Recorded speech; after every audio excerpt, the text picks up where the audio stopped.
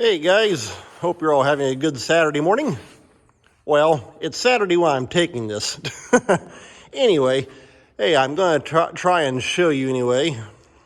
Here on the 49 and 55, got a hydraulic leak on one of the hydraulic stacks on the back of it. And so, I'm going to try and show you how you change the little O-rings and also the little backup rings inside that stack. So I'm going to get my tools and I'll see you here in a little bit. Well, let me show you what's happening here, back here on this valve stack. Inside there, you got some O-rings and also what they call a backup ring. And I've been noticing that getting some oil dripping out of this drip tube, because on this port right here is where I have the crumbler hooked up. And this one right here is for the disc wings, and this one right up here is for raising the disc up and down. The crumbler just has one set, because one set of hoses fold and unfold and do your raising up and down. And of course the reason for that is that with a crumbler, you do not raise it up on the end, because everything's rolling. You just leave it down, it just rolls right around behind you. No big deal. However, on these 55 series, you have this cover here over top of your remote. And you got this little door here that swings up out of your way. On the 40 series, like on our 4840s, you do not have this. I'm guessing they didn't start putting these here on until either the 50 series, which would have been the 4850, or the 55 series, like this one here. That I'm not real sure of. Okay, I got that bolt out. Now I gotta find the right Allen. Take the little Allen screw out. And of course, my broken Allen one is actually still on order. Let's see if a metric will fit. Not quite on that one. And that one's too small.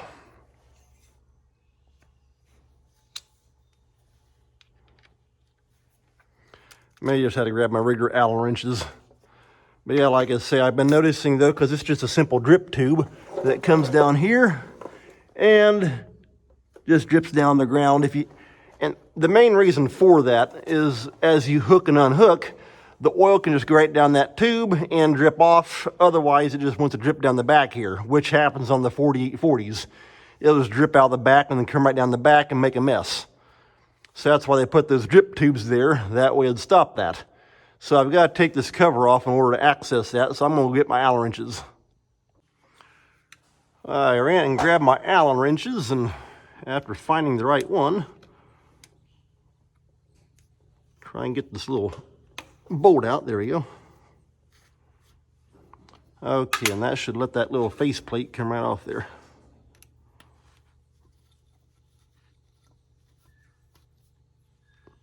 Yeah, there we go. Okay, that allows much easier access. And like I say, that's just a simple, like little oil catch deal. That way, it lets the oil go on the ground and not just run and dump all down the back of the tractor, make a big mess. Go ahead and take that off, that way it don't drop.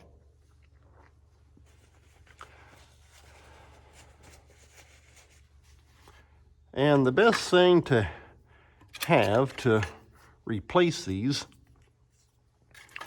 are these little picks like that. That way you can reach right in there. Gotta get my little chair moved up closer because I'm sitting right on the edge of it. So hopefully you can see that halfway decent.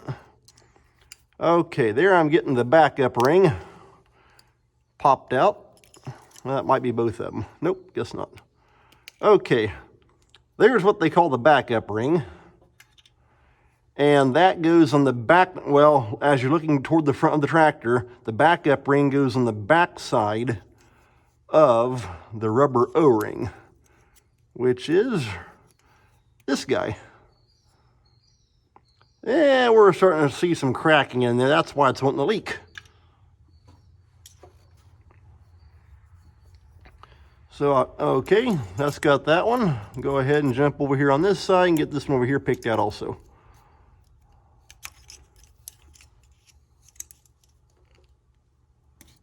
Come on, let's go. Sometimes they can stick right down in there, not won't come out.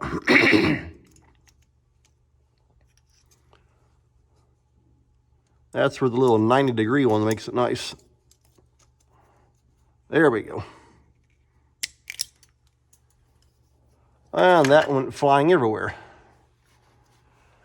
I think I heard one bounce down the ground. And the little rubber one, I have to look for it.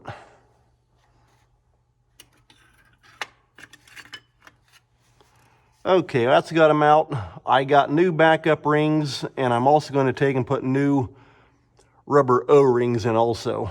And so if I can't find the old one that dropped, no big deal. But yeah, that's how you get those little guys out of there. Well, hey, I'm looking underneath the tractor. There's the backup ring. So I got that one anyway. And no, it don't look too awful bad. But like I say, I've got the new ones, so we're going to put new ones in. I would be curious to see what that rubber one looks like if I could find it. But I'm not seeing it anywhere unless... Oh, right there he is. You can probably see it better than I can. Right up on top of here. It went right down behind that 3-point arm. Let's see if I can get him popped up and out there.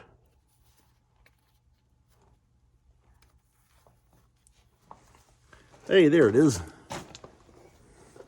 Well, it got a little dirt on it, but yeah, I can see that right there. It's getting some cracking in it. I don't know how well that shows up on camera. Kind of hard to see the dirt on it, but yeah, you can see some dry rotting and that kind of stuff. So pretty typical with that kind of thing. Got my O-ring set right here, and I actually have standard, which you wouldn't think of O-rings coming in a metric size, but they do. Kind of odd. And then here are the metric ones. And so that there's the old one. That looks to be, that matches up right there, that size. The thing is though,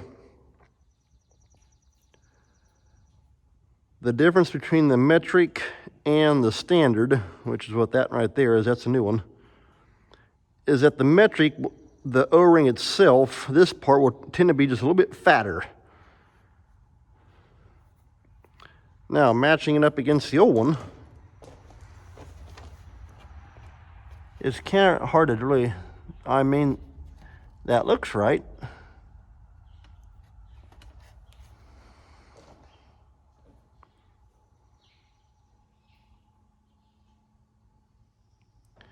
And holding them side by side, that looks right. So maybe these are standard. I know on, let's see here, it was on our 185. We were having trouble with the leaking. We put standard into it, and sure enough, it leaked even worse. So we popped the standard right back out and put metrics in. Problem solved.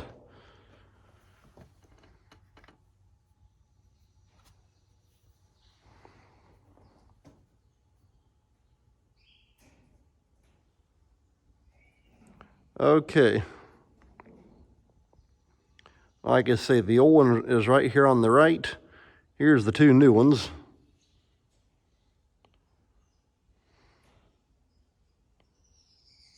And size, as far as overall OD and ID, it appears to be the same. And then the actual thickness of the ring itself looks to be the same as also. So hopefully that'll work. I'll find out when I go hook the crumbler back up.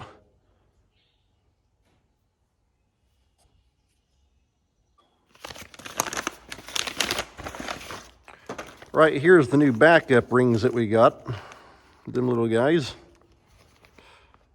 And I think that's actually like a nylon. They feel like plastic, but I think it's actually like a nylon. That was kind of flexible. Because you got to kind of fold them up, put them in, and then again to kick back out again to go into that little groove.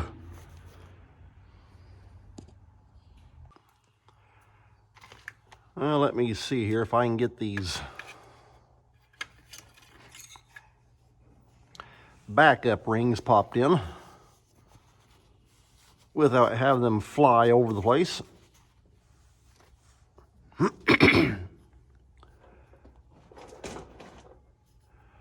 Like I say, you basically just got to stick them in there and kind of how I do, you got to get it back in there so they will get the bottom into the groove.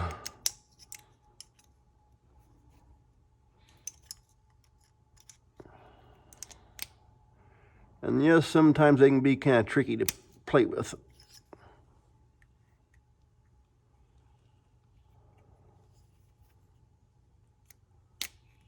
There we go. If you can get the bottom in, you just take and push the top back and it'll pop right in. Okay, that's got that. You want to put that one in before you put the rubber O-ring in. So let's go ahead and put backup ring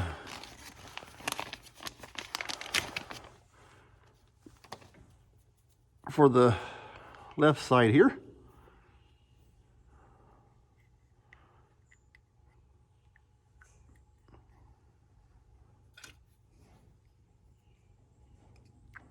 And hopefully you can see that halfway decent.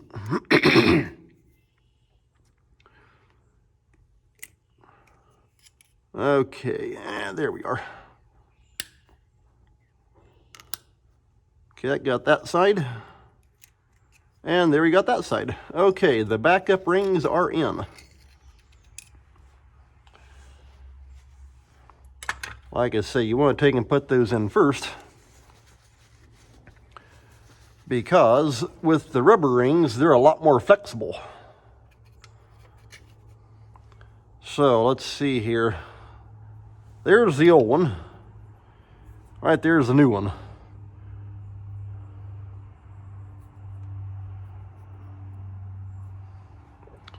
Take and lay that guy right there for now.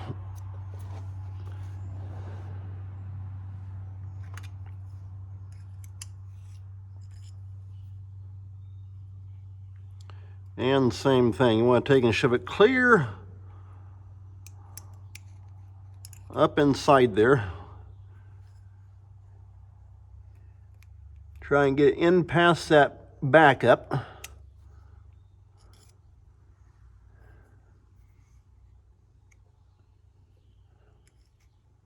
You kind of reach in there with your hook and pull the backup ring out to the outside of that groove. That way it'll give the rubber ring a little bit more room to flop around in there. Like I say, these things can be kind of tricky to play with. Okay, and if you can kind of get it started, it should go in. Let's wait and see. Don't want to speak too quick, otherwise it won't go in at all.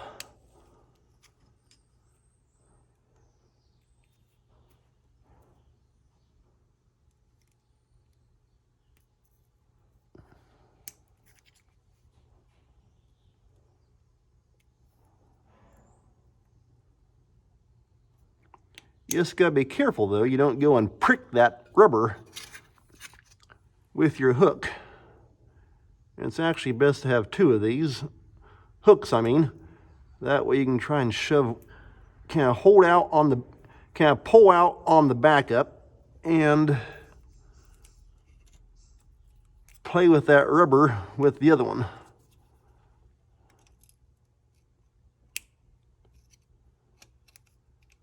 Okay, that's getting it popped in. Like I say, I'm not too sure how well you can see that on camera. Okay, that's got the sides. Now we just gotta get the bottom popped over the backup. In fact, actually, if you can pop it over with your hook, then pull back out on the backup. There we go. And that's seated in, just like that. Okay, that's got one.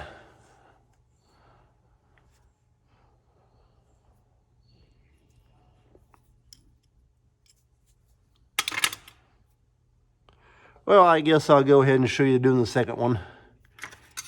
If you don't want to see it all, that's what the fast forward button's for. Because I'll show you something right quick on the 4840 with that hydraulic multiplier. But same thing, go ahead and stick him in there.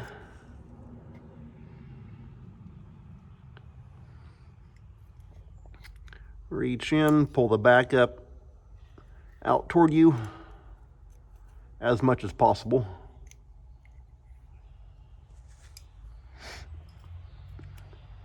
Like I say, if you can get that rubber popped on the front side of that backup ring, that helps to hold it out. Then go ahead and work that bottom part if you can.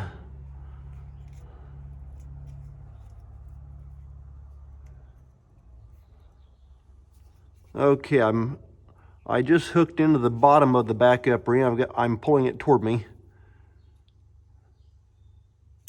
Sometimes trying to get that rubber to stay on that hook is easier said than done.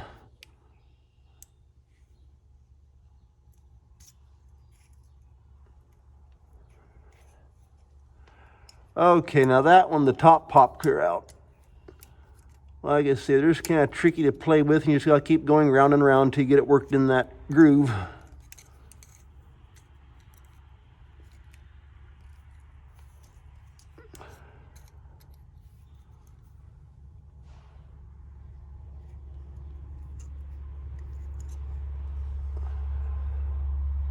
Well, I'll tell you what, I won't sit here and bore you with the whole entire thing, but you saw me do that one, and so that's how you get these rings in. Well, I got that O-ring popped in there, so just took a little bit of fiddling around and going round and round. Finally got the jump in. So, we'll go ahead and take and put this piece back on.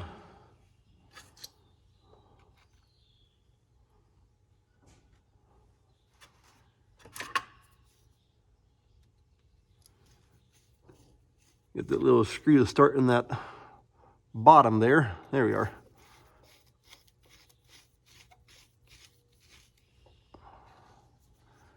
Kind of straighten it up, that way the top hole here lines up, matches in.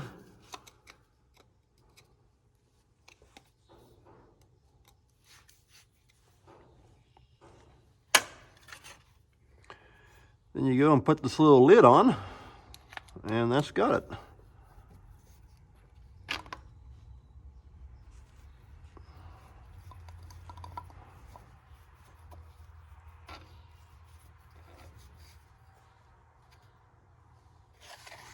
Go ahead and tip that back up.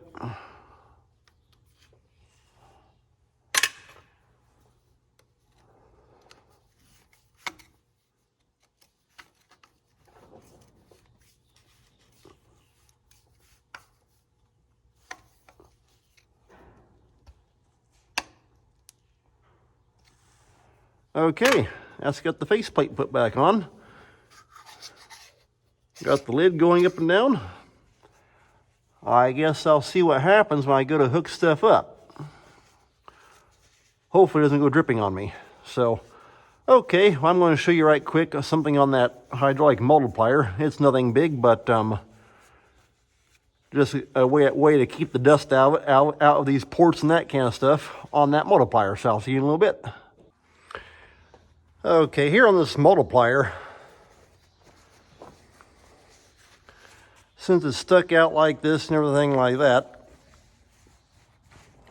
with just the regular plugs, because like I showed on the 4955 sitting right over there, how it's got 3 remotes, and of course on the 4840 that we have on the corn planter, it's got 3 remote hookups, and this one here only has 2.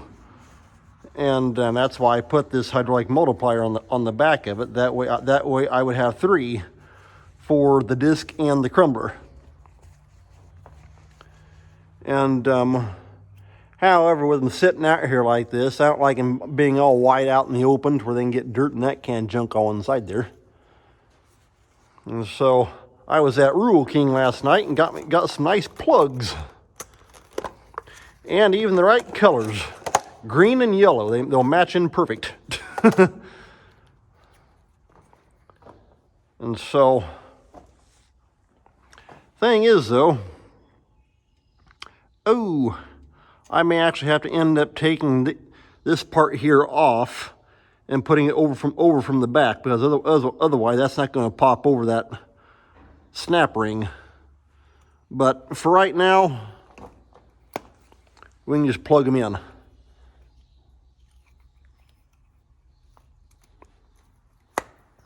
There we go. And then actually, once we get done using the disc with the crumblers, I'm going to take that multiplier back off, because we generally pull the grain cart with this tractor in the fall time.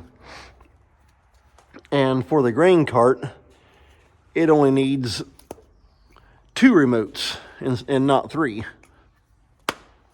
And there we go. Well, they look like they even belong on there. Perfect. And so, yeah, that's just what I wanted to show you. I got picked up there as far as keeping the dirt and dust out of them things.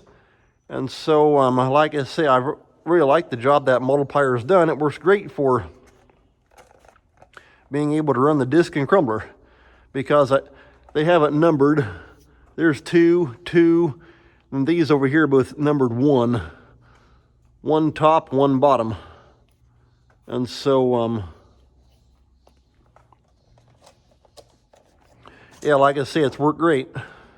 So, well, I'll tell you what, I think I'm going to call that an end of this video. So take care. Thanks for watching. We'll see you next time.